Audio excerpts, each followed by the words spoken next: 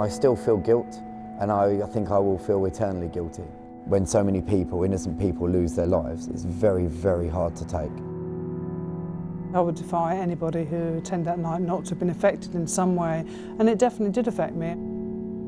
The whole incident was so overwhelming. You know, I've sort of gone to work one person and I've come back effectively a different person. With the police investigation and the inquiry ongoing, it's very rare for firefighters to speak publicly about what happened at Grenfell.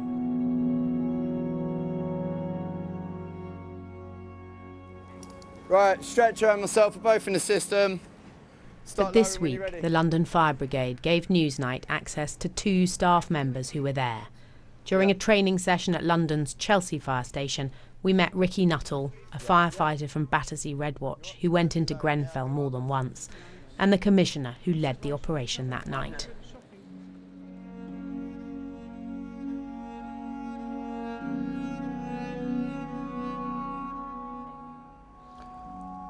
It was immediately obvious how serious a fire it was and how bad a fire it was. You know, you get called to a high-rise fire, you expect to see flames in a window, not multiple windows. I think for me the main image that will always last in my memory is when I first arrived and when I looked up at that building and thought to myself, this just can't be happening here. And for me the feeling of responsibility was absolutely enormous on that night. You know, I haven't been backwards and coming forwards about saying I went and sought counselling quite early with our counselling wellbeing team. I know that when I joined a very long time ago, you know, we didn't much talk about stuff because we just got on with stuff, and actually that was the way it was, and the watches were the way. Most of the firefighters round this table attended the Grenfell fire. I saw my counsellor last week. Their commissioner's been open about the psychological impact of the experience on her, and the LFB's had a mental health awareness drive to support its staff since the fire. I think the watch at the fire station are quite a very close watch, and they've been there for each other and talked about things in great depth. 124 firefighters have received individual counselling directly related to Grenfell in the months since. You don't realise you're going through it. It's only when you start to come out the other side, you look back at how your mindset, how your attitude. For Ricky, Grenfell was the catalyst for his own mental health difficulties. He too is having counselling. It's the first time he's spoken to the media about what happened. The sheer scale of the incident was like nothing that I've ever seen before, and that hopefully I will never see again. So any feelings after that, they sort of reared their heads at a later point, you know, in the sort of the days and the weeks and the months afterwards. Did you hit a crisis point? I mean, how did you realise? One morning I literally just sort of, I guess, had a form of a breakdown. You know, I started crying and I couldn't stop for a good few hours. And I phoned my girlfriend and I phoned my dad and I spoke to family, and I'm very lucky there that I've got a very close family who I can rely on. But that was the moment really that I realised, yeah, I need, you know, I'm not in a good place. I need some more help here. I was offered by my GP when I spoke to my GP. She asked me, you know, do you need some time off work? And to be honest with you, that's the last thing I wanted. I wanted to be at work, sort of speaking to people that have been, that were there at the incident with me, and that have, you know, got their own struggles and stuff, because you belong there. You know, they're like a second family. And how valuable has it been, the fact that your boss, your top boss, Dany Cotton, has talked very openly about the counselling she's having? I think it's unquantifiably important. I think it just reassures people that you say, okay, well, you know, I haven't got anything to be fearful of here. No one's going to sort of, you know, throw me on a scrap heap. I'm having some problems, but so's the chief. Right, ready when you guys are. More than half of a firefighter's working life is spent in training scenarios. It's been widely reported that the fire at Grenfell didn't behave as firefighters expected it to, but here they believe they were as prepared as they could have been. Casualties on the deck, keep paying out.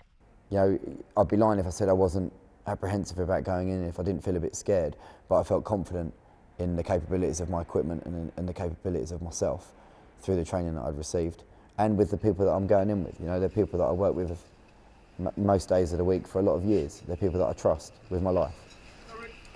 The conditions themselves weren't too dissimilar to any others. The effort you had to put in was different because of the length of time you were in the incident for. You know, in a two-storey building, you're going up one flight of stairs. Going up a flight of stairs in a fire condition is hard work. It's hot, it's smoky, you have poor visibility. Going up one flight of stairs at Grenfell was exactly the same. The difference is that you've got to go up 20 flights of stairs or 15 flights of stairs, which obviously is much more taxing. The conditions were very, very hard.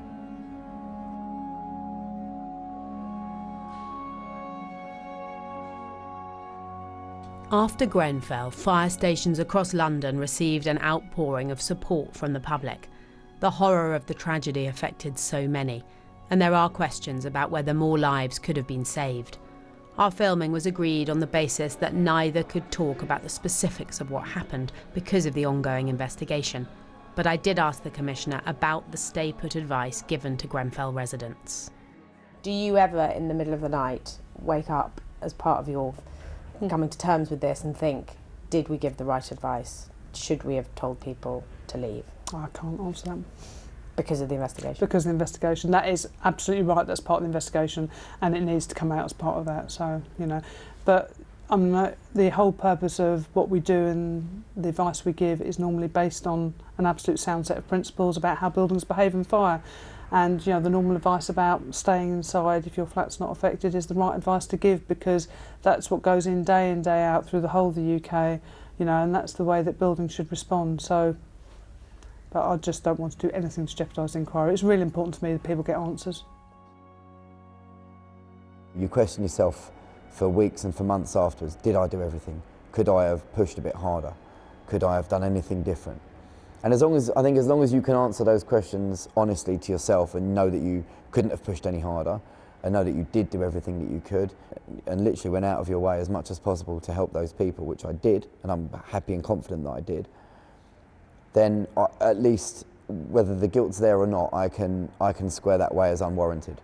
For me, you know, it is about knowing that people gave their all. I mean, I saw firefighters who were lying on their ground, exhausted, completely and utterly drained, and yet within 10 minutes they wanted to go back in and recommit and do it all over again, because everybody just had that absolute sheer sense of purpose. My breaths were too few. My body exhausted, now mentally too. The silence of death. Immediately after Grenfell, Ricky wrote a poem to try to make sense of what happened.